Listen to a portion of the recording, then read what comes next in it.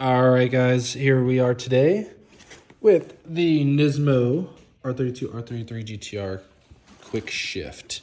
So we are going to be putting this in one of our cars. Today we are going to unbox it. This has a nice little boot, brand new.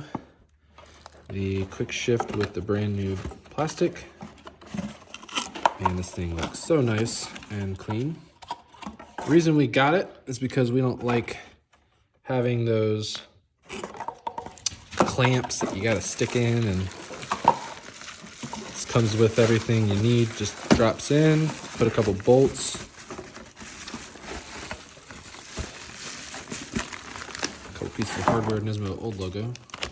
Here's the bracket tree. Very, very nice. And a couple Allens, and that's it.